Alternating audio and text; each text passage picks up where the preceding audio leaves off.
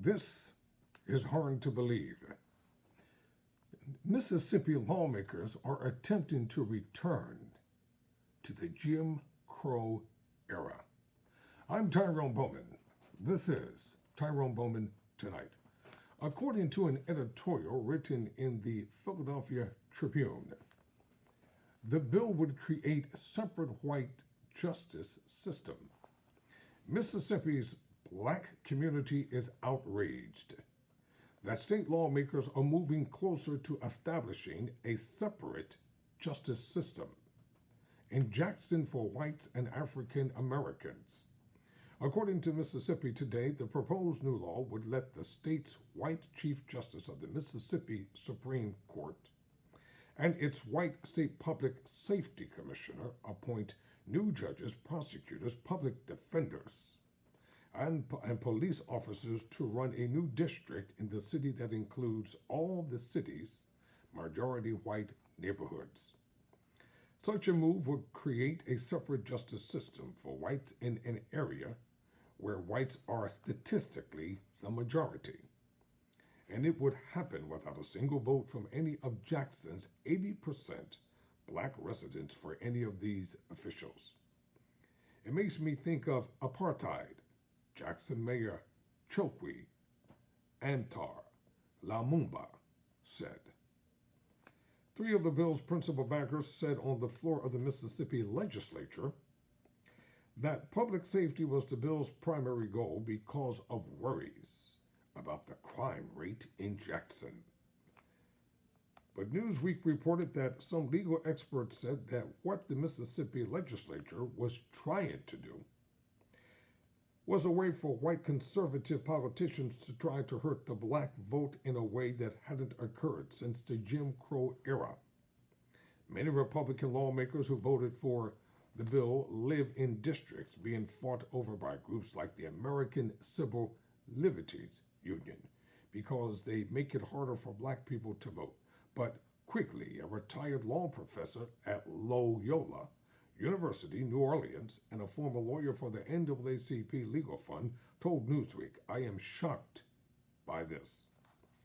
I know of no other such legislation in judicial elections or selections in decades. This is not a step backward. This is a complete Olympic-level broad jump backward to Jim Crow era politics." Quigley said that this kind of system was the rule for decades in the South, until the Voting Rights Act passed in 1965 and formally prohibited arbitrary rules like poll taxes and literacy tests designed to prevent African Americans from voting.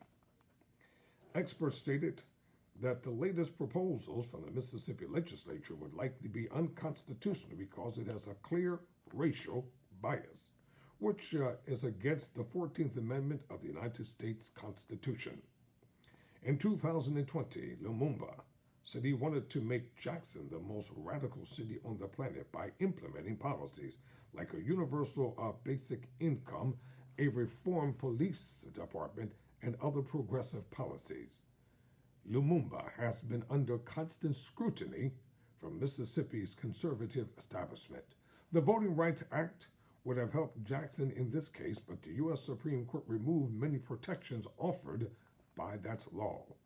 State leaders had recently been very critical of Lumumba's government and of the city's liberal leanings, leading to claims that the latest move is politically motivated. Experts said the only problem is that, unlike other states, Mississippi does not have a clause in its constitution that says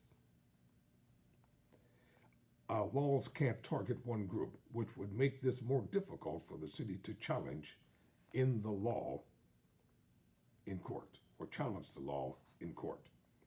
In absence of any evidence that this was done with a racial purpose, people don't tend to do things for racial reasons as much as they used to. And so the courts kind of often will conclude that their hands are tied. Fred Smith, Jr., a scholar for the federal judiciary at Emory University, told Newsweek, "It's concerning to see from a perspective of democracy while in some ways it's not as bad as declaring succession.